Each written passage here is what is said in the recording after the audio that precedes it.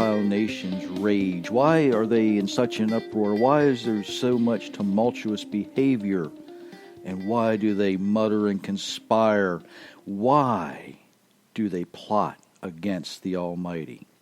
That is the essence of the beginning of David's second psalm. Welcome, everyone. Thank you for joining Give God 90. My name is Jerry Mitchell, your host for Give God 90, and it is a pleasure to have you join me today as we look into, are you ready for this? The conspiracy theories. All right. I had a question the other day, and when I say the other day, it's probably been a few weeks ago now, to be quite honest, about why I don't put a lot of stock in these modern conspiracy theories. And the reason is very simple, okay?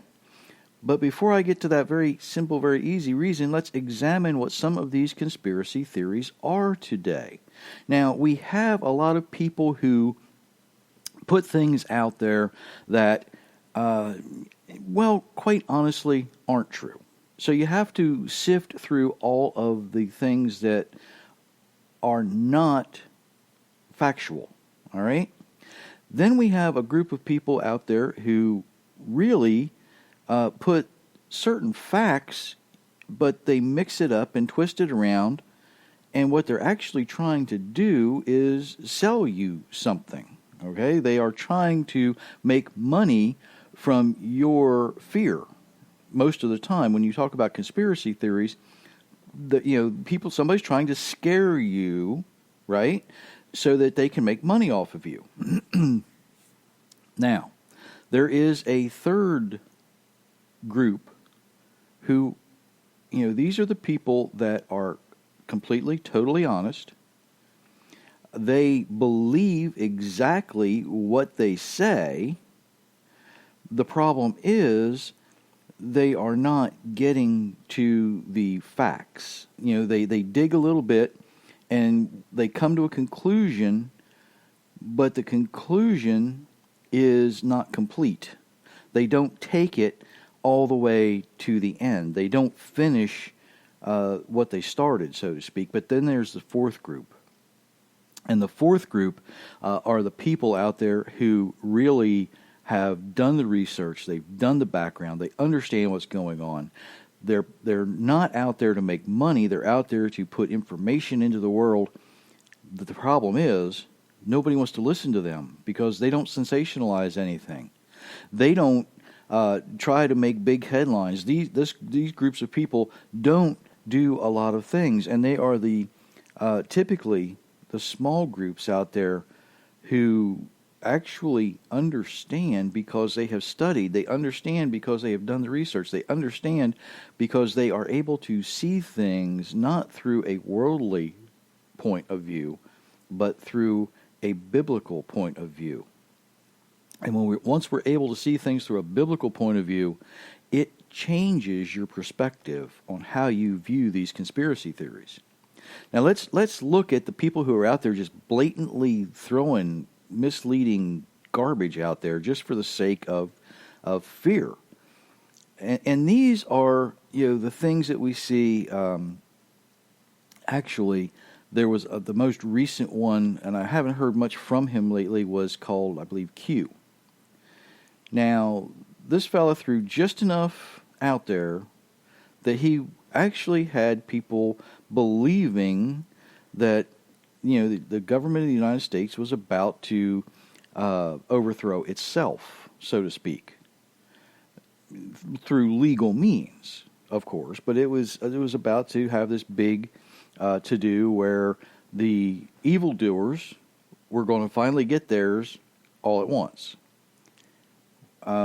That's not exactly how the world really works, is it? As we can see, we've witnessed that, and I haven't heard anything about him lately. He may be still putting stuff out there. I just don't see it because I don't pay a lot of attention to it. And you'll see why in a minute.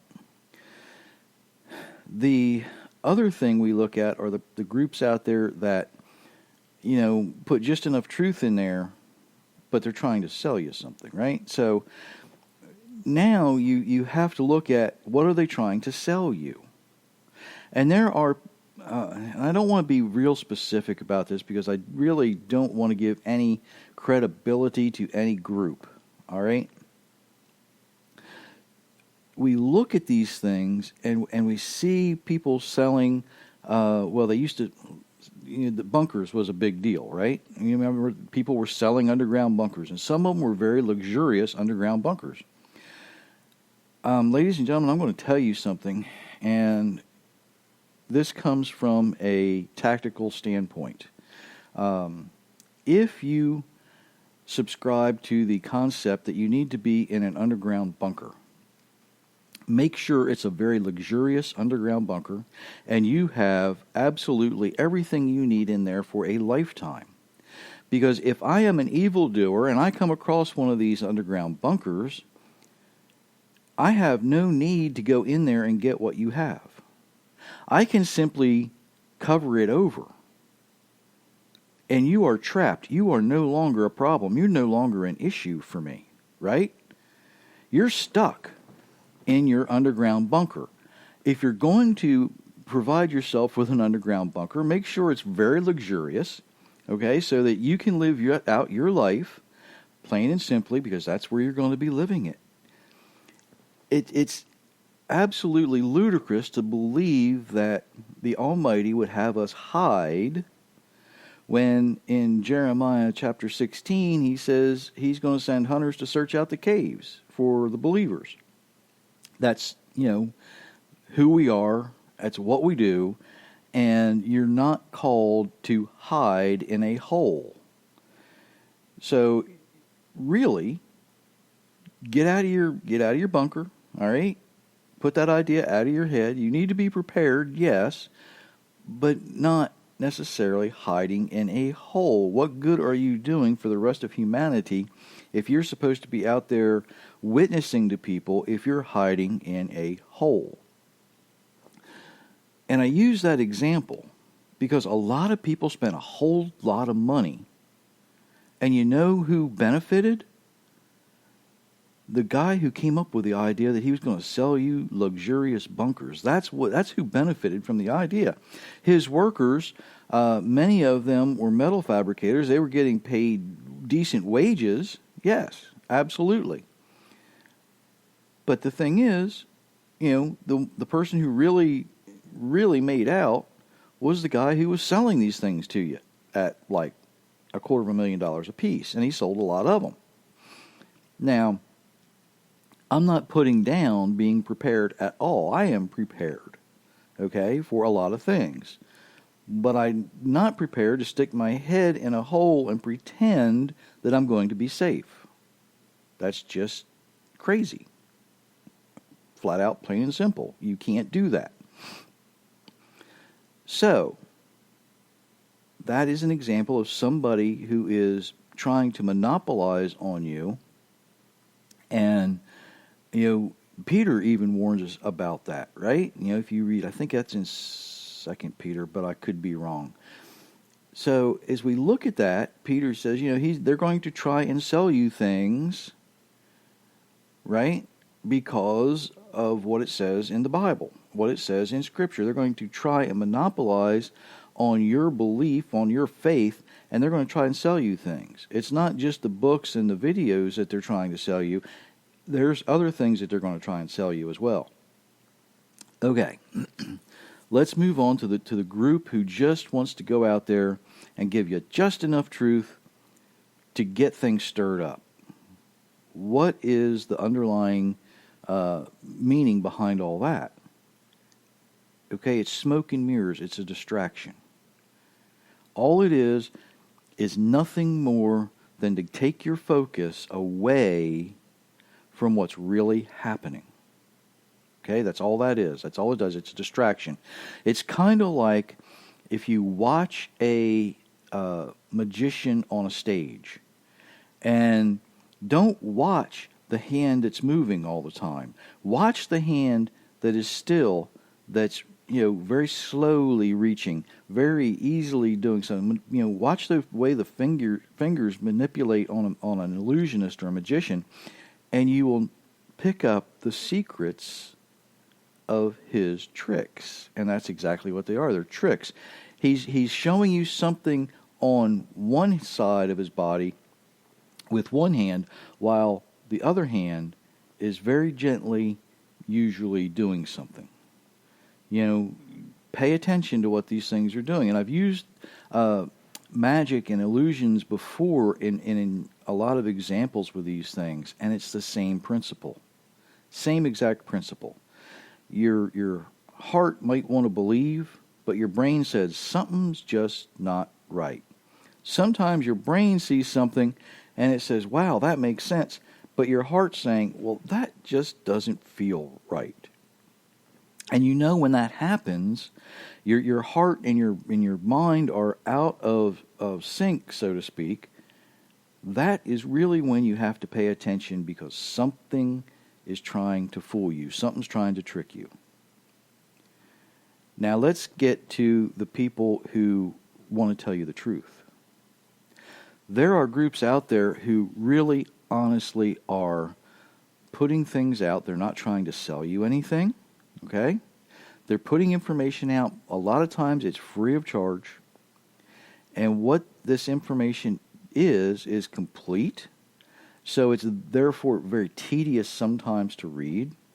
Sometimes it's very boring to listen to, because you're listening to fact after fact after fact after fact. And the people who do this quite often have this really monotone voice, and they're really boring to listen to because they talk the same way all the time. There's no emotion in anything they say. Do you get my point? Here's the things you need to watch out for. There are certain key words. Words like maybe, perhaps, probably, could be, in our opinion. There's a big one. How about most scientists agree, or many people agree? I just did a teaching for Messianic Delaware, and the title of the teaching was, well, everybody knows that. And, everybody knows that is a phrase of injection that implies truth. It's something that we shouldn't question because everybody knows, right? Well, I could say everybody knows that the moon is made of green cheese. But unless you've been there, you don't know that. Now, it would be kind of silly today in our world to even suggest in any type of reality that the moon would be made of green cheese. But really, it's the Chicken Little effect. The sky is falling, the sky is falling. Well, yes, it is, constantly, because of gravity. Air is constantly moving.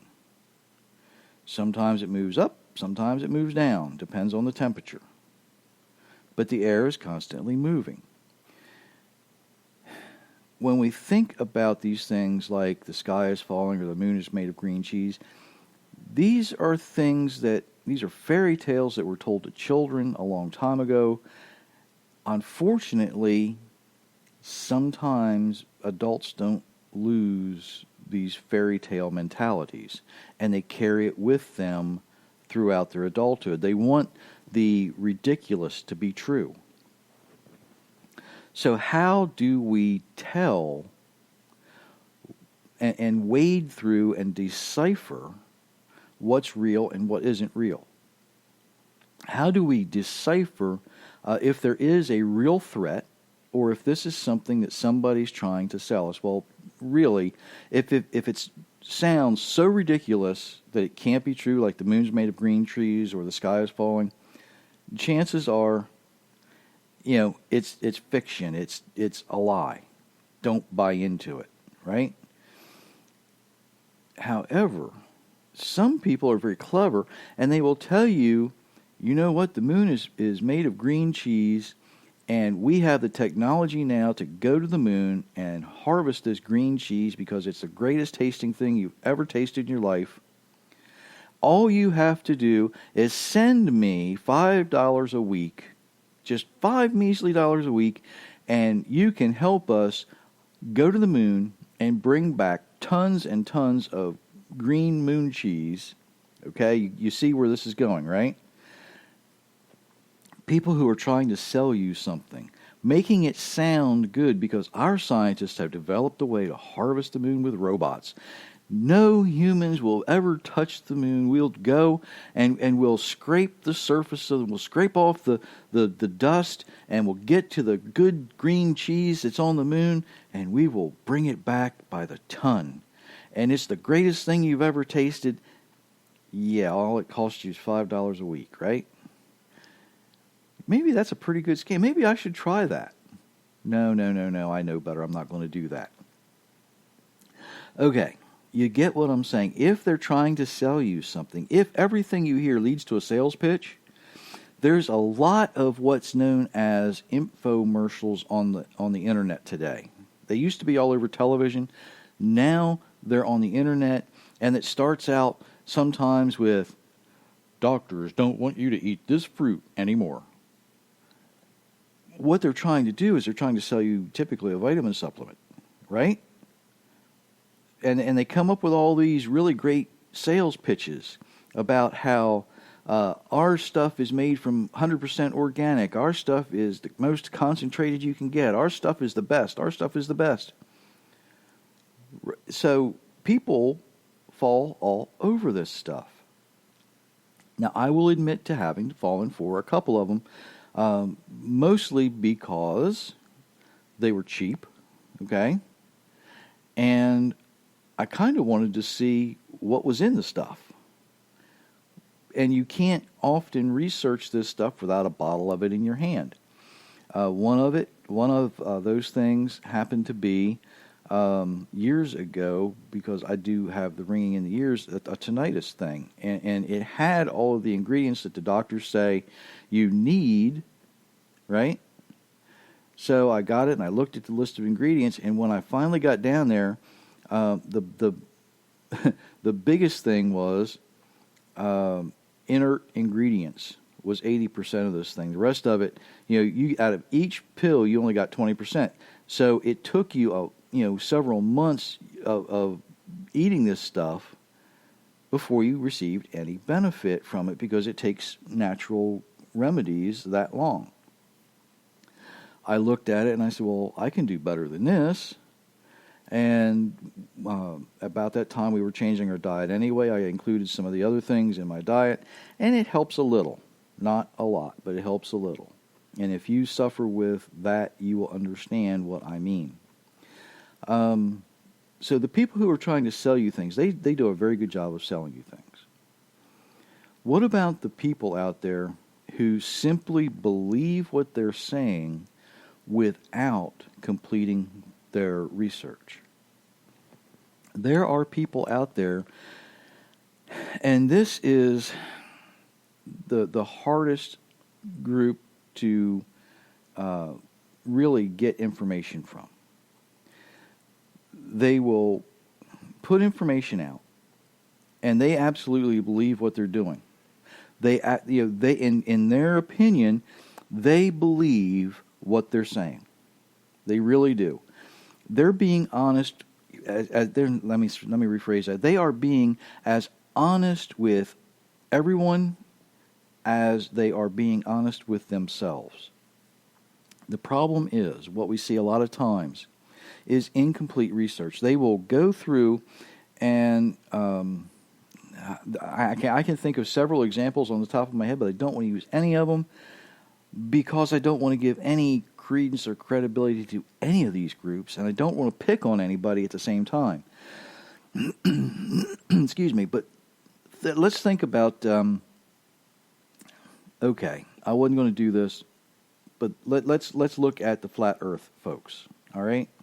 And if you believe in a flat earth, bear with me, because I am going to blow your flat earth theory completely out of the water with some very simple and very easy to understand observations that anyone can do anywhere on the face of the earth. Okay.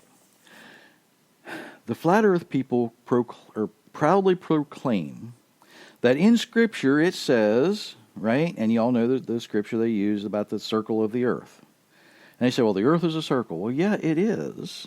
If you were to back up several 100,000 miles and you looked at the earth, you would see a circle. Because if you back up and you look at a ball, you're going to see a circle, right?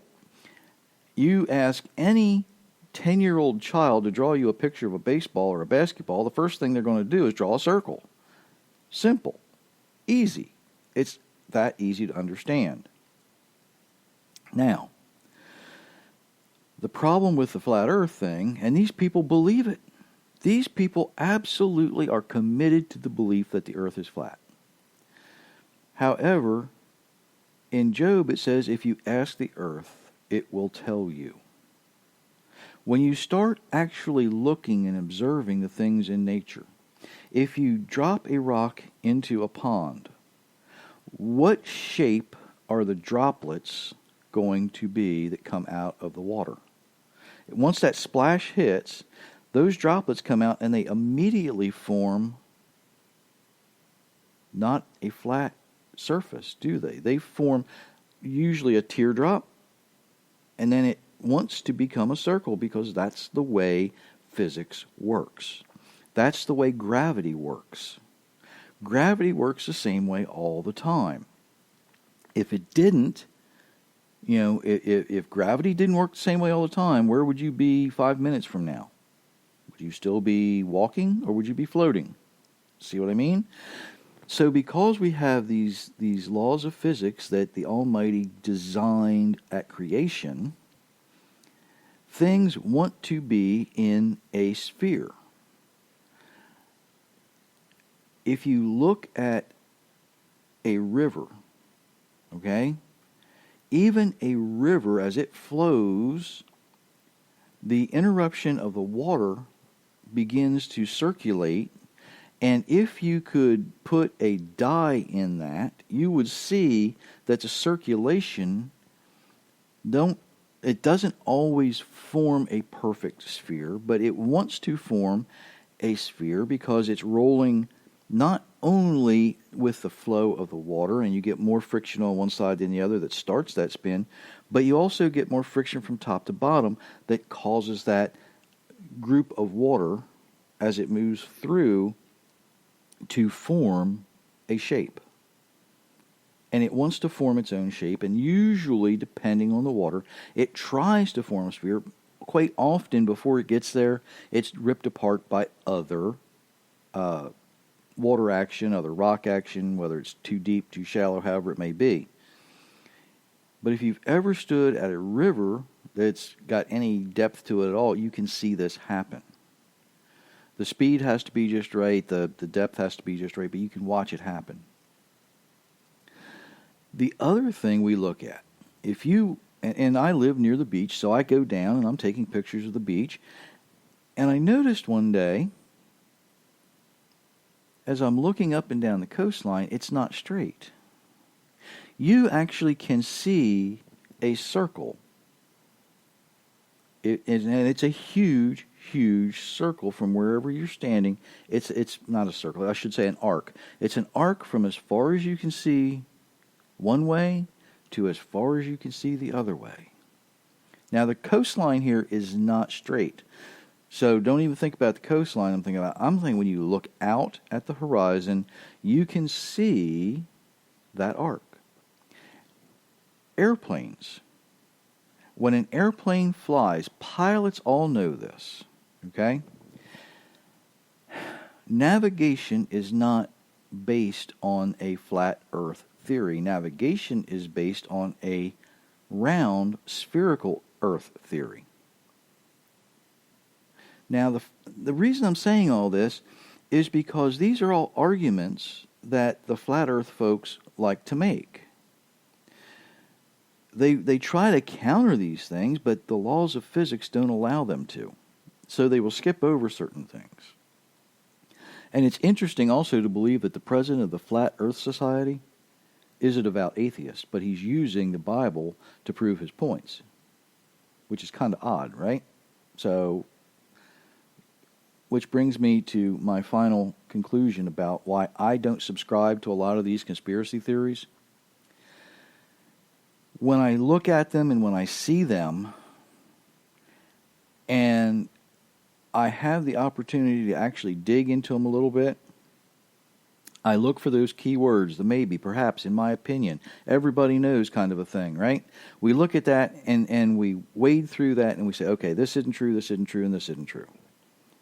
Then, what do I look at? I look at what they call facts. I say, is there anywhere else that this can be substantiated? And when I see these things, I'm going to make a lot of people mad here. Global warming. Global warming is a hoax. Climate change is real. Climate changes all the time. Global warming is a hoax. What we see, and I wrote a blog about this, what we actually see is the effect of the flood changing our climate consistently because of a thing called hydromechanical erosion. That is the effect of water eroding not only our shorelines, but our streams, our riversides. Every time you have water flowing, you have erosion. You have little tiny particles carried out. They're trying to get gravity, again, taking over. They're trying to get to the bottom of the ocean because that's where gravity says they should be. So as this water erodes them, you have all of this stuff going on. That is that is the result of the flood. Because of that, because of Noah's flood, I shouldn't say Noah's flood, but because of the flood at the time of Noah, how's that?